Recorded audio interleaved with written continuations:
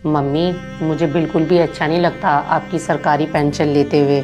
आपको वैसे भी पेंशन मिलती ही कितनी है, सिर्फ 3,000 रुपये, वो भी सारे आप मुझे दे देती हो। बस मम्मी, जल्दी ही मेरा ये कोर्स पूरा हो जाए और मेरी अच्छी सी नौकरी लग जाए।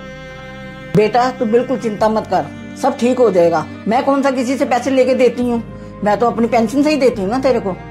मम्मी, वो बात तो ठीक है, पर ये सरकार आपको पेंशन के पैसे इसलिए देती है ताकि आपको हारी बीमारी हो, उसमें ये पैसे काम आ पाए। और मम्मी, राजीव भी कह रहे थे कि मम्मी का ये एहसान हम पूरी जिंदगी भर नहीं भूलेंगे। बेटा इसमें एहसान वाली क्या बात है, तो चिंता मत कर। माँ बाप बच्चों के लिए करते हैं ना, और किस लिए करते हैं। ये ले पकड़ पैसे। थैंक यू मम्मी, मुझे सपोर्ट करने के लिए। अच्छा, तो यहाँ जा रहा है इस बुढ़िया की सारी पेंशन का पैसा। अब समझ आया मुझे, और इसकी बेटी ये भी इसे लूटने में लगी हुई है। चलो अब चलती हूँ घर, आप अपना ध्यान रखना।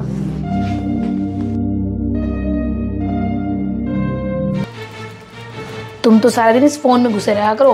तुम्हें कुछ पता भी है, मम्मी जी अपनी सारी पेंशन का पैसा तुम्हारी बहन को दिए जा रही है। आओ हम भी मम्मी से पैसे मांग के देखते हैं, और देखते हैं मम्मी कितनी हमारी सगी है। चलो मम्मी जी, मुझे ना एक सूट पसंद आया है, और ना मेरे पास थोड़े पैसे कम पड़ रहे हैं, और ये भी मुझे बोल रहे हैं तुम मम्मी से मांग ले। सिर्फ ना 2500 रुपए दे दोगे मुझे? क्या बहू, 2500 रुपए चाहिए? मेरे पास कहाँ है पैसे। क्या मम्मी जी, आपके पास पैसे नहीं है? जो आपको हर महीने 3,000 रुपए सरकारी पेंशन मिलती है, उन पैसों को क्या करती हो आप? अरे बहू, मैं रोज पार्क में जाती हूँ, वहाँ जूस पी लेती हूँ। बाकी जो पैसे बचते हैं मैं दवाइयों में लगा देती हूँ। क्या मम्मी, सारे पैसों की दवाइयाँ आ जाती हैं? मम्मी, मुझे प्रीति ने सब बता दिया है। ना तो तुम जूस पीती हो और ना ही तुम्हारे पैसों की दवाइयाँ आती हैं। तुम सारी की सारी अपनी पेंशन डोली बहन को दे देती हो। बेटा मैं कोई डोली को पैसा नहीं देती हूँ, सारी पेंशन मेरी खर्च हो जाती है। बस करो मम्मी जी, झूठ बोलने की भी कोई हद होती है। आज मैंने अपनी आंखों से देख लिया था और इन कानों से सुन भी लिया था, जब आप डॉली दीदी को अपनी पेंशन के पैसे दे रही थी। ऐसा क्यों करते हो आप? बहू तेरे को तो अच्छे से पता है, दामाद जी इतना कमा नहीं पाते हैं कि डोली का कोर्स करा पाए। बस इसीलिए मैं अपनी पेंशन के पैसे उसी को दे देती हूँ, वो अपना कोर्स पूरा कर पाए। मम्मी एक बात बोलूं, अब आपने अपनी बेटी की शादी कर दी है, अब घर पे रह के अपना घर संभाले।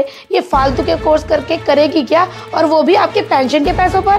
बहू डोली के घर के हालात ठीक नहीं है, इसलिए मैं उसकी थोड़ी मदद कर देती हूँ। जब वो नौकरी लग जाएगी तो फिर सब ठीक हो जाएगा। मम्मी जी, उसका सब ठीक होगा या नहीं होगा ये तो मुझे पता नहीं, पर उसने हमारा सब खराब कर दिया है। आप भरती रहो उसका घर। चलो यहाँ से।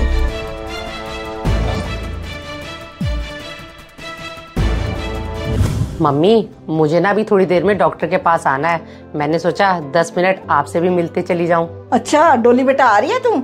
आजा आजा, मैंने साग बना रखा है। मम्मी। हाँ बहू। मम्मी जी, मैं बच्चों को स्कूल लेने जा रही हूँ। ठीक है बहू, थोड़ी देर में ना डोली आ रही है। Hello hello mummy. क्या मम्मी जी, डॉली दीदी आ रही हैं? डॉली दीदी को अच्छे से पता है कि बच्चों के एग्जाम चल रहे हैं। अब दीदी आके बैठ जाएगी और बच्चे उनके साथ खेलने में लग जाएंगे। मम्मी जी, मुझे अच्छे से पता है डॉली दीदी को हमारे बच्चों के एग्जाम से कोई मतलब नहीं है, वो तो बस आपकी पेंशन लेने आती हैं। मम्मी जी एक बात बताओ, अब तो उनकी नौकरी लग गई है, अब क्यों आती है वो आपकी पेंशन के पैसे लेने? हमेशा मांगने ही आती रहती है बस वो। बहू तो ऐसा मत बोल, अब डोली मेरी कोई पेंशन नहीं लेती है। ऐसा है मम्मी जी, मुझे आपकी बातों पर बिल्कुल भी भरोसा नहीं है। आप भरो अपनी बेटी का घर।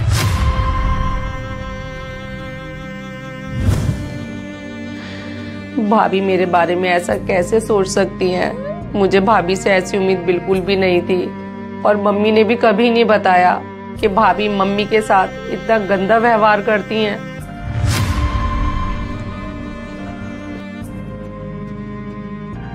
डोली बेटा अकेली आई है, दामाद जी को भी ले आती। नहीं मम्मी, राजीव नहीं आए, उनको आना तो था, एकदम से उनको कोई काम आ गया। भाभी बच्चे कहाँ हैं? वो क्या है ना डोली दीदी, बच्चे स्कूल से आते ही ट्यूशन चले गए हैं क्योंकि बच्चों के एग्जाम चल रहे हैं। पता है आपको, मेरी मम्मी ने भी आना था, फिर मेरी मम्मी को मैंने जैसे बताया बच्चों के एग्जाम चल रहे हैं, मेरी मम्मी ने बोला नहीं एग्जाम टाइम में मैं नहीं आऊंगी। आपको तो पता ही है मेरी मम्मी बहुत समझदार है, आखिर समझदारी भी कोई चीज होती है। भाभी मुझे पता है आप ये सब मुझे सुना रही हो, और वैसे भी यहाँ मैं बच्चों की पढ़ाई डिस्टर्ब करने नहीं आई हूँ, मुझे डॉक्टर के पास आना था, तो मेरा मन हुआ कि 10 मिनट मम्मी से भी मिलके चली जाऊँ। अगर आपको मेरी बात पर यकीन नहीं है तो आप मम्मी से पूछ सकते हो। हाँ बहू, डोली बिल्कुल ठीक कह रही है, मैंने इसे बोला था मेरे को आके मिल जा। ऐसा है मम्मी जी, आप तो चुप ही रहो तो ही अच्छा है। आपकी तो आदत है अपनी बेटी के कारनामों पर पर्दे डालने की। भाभी ये क्या तरीका है मम्मी से बात करने का? और वैसे भी जब मम्मी मुझसे फोन पे बात कर रही थी ना, तो मम्मी का फोन ऑन रह गया था और मैंने आप दोनों की सारी बातें सुन ली थी। कितने गंदे तरीके से आप मम्मी से बात कर रही थी, और क्या कह रही थी कि मैं हमेशा यहाँ लेने के लिए आती हूँ। अच्छा जी, तो तुमने सारी बातें सुन ली थी। चलो सुन ही ली थी तो ये बताओ कि मम्मी जी तुम्हें हर महीने 3000 रुपए अपने पेंशन के देती है कि नहीं देती है? भाभी जी पहले तो मैं आपको बता दूं, मम्मी अपनी पेंशन के पैसे मुझे देती थी, लेकिन अब नहीं देती क्योंकि मेरी अच्छी नौकरी लग चुकी है। पर मेरी नौकरी के पीछे मम्मी का बहुत बड़ा योगदान रहा है। अगर मम्मी अपनी पेंशन के 3000 रुपये मुझे नहीं देती ना, तो मैं ये कोर्स ना कर पाती और ना मेरी इतनी अच्छी नौकरी लग पाती। भाभी जी मम्मी से जो हर महीने 3000 रुपये जो मैं मम्मी के पेंशन के लेती थी ना, मैं और राजीव उन पैसों को डायरी में लिखते थे, और मेरी नौकरी लगते के साथ ही हमने वो पैसे लौटाने भी थे, और शायद उन पैसों को हम अगले महीने लौटा भी देते। लेकिन जब फोन पर आज आपकी सारी सच्चाई पता चली ना मुझे, तो मेरे पैरों तले जमीन ही निकल गई। मैंने और राजीव ने कैसे ना कैसे करके उन सारे पैसों का इंतजाम किया। मम्मी ये हैं 1.5 लाख रुपए जो आपने अभी तक मुझे दिए थे। बेटा ये पैसे मैं नहीं ले सकती क्योंकि मैंने तो तेरी मदद के लिए दिए थे। मम्मी मुझे पता है आपने मेरी बहुत मदद की है, और आपका ये एहसान मैं पूरी जिंदगी भर नहीं भूल सकती हूँ, तो ये पैसे आप रख लो।